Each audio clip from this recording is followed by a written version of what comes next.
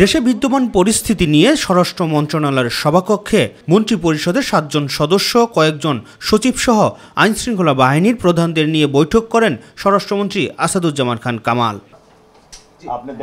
বৈঠক শেষে তিনি জানান, ধীরে ধীরে পরিস্থিতি স্বাভাবিক হওয়ায় ঢাকা, নারায়ণগঞ্জ, গাজীপুর ও নরসিংদীতে বুধবার থেকে শনিবার সকাল ৭টা থেকে ৮টা পর্যন্ত শিথিল করা হয়েছে কারফিউ।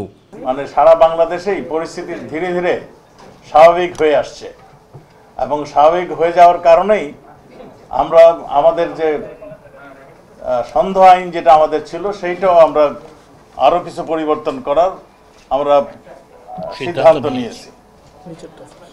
আমরা আগামী বুধবার হতে শনিবার পর্যন্ত সকাল ৭টা হতে রাত ৮টা পর্যন্ত সন্ধ্যা আইন কিংবা কারফিউ শিথিল থাকবে।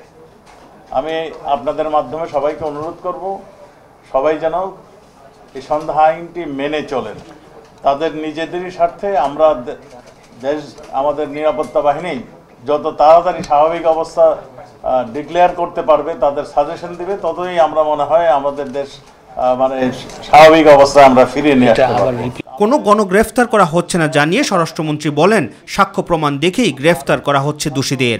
অনেকেই বলছেন আমরা গণগ্রেফতার করছি, কোনো গণগ্রেফতার আমরা করছি না।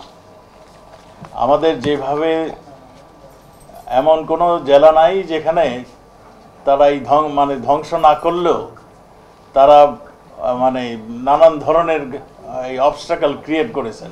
এ সময় আইনমন্ত্রী জানান, হত্যাকাণ্ডের তদন্তে গঠিত কমিটির আকার বৃদ্ধি করা হবে। আমরা চিন্তা ভাবনা করছি যে তদন্ত কমিশনের এখন একজনই সদস্য, আমরা সেটাকে 3 জনে করার সিদ্ধান্ত খুব শিগগিরই হয়তো নিতে পারি। জননিরাপত্তার বিষয়টি বিবেচনায় নিয়ে ধাপে ধাপে শিক্ষা প্রতিষ্ঠান খুলে দেওয়া হবে বলে জানান শিক্ষামন্ত্রী। শিক্ষা প্রতিষ্ঠান খোলার প্রশ্নে আমরা বারবারই বলছি, জননিরাপত্তা সর্বাগ্রে এবং জননিরাপত্তার বিষয়টি বিবেচনায় নিয়ে আমরা সকল কর্তৃপক্ষের সাথে আলোচনা করে ধাপে ধাপে অবশ্যই আমরা শিক্ষা প্রতিষ্ঠানগুলো খুলতে চাই।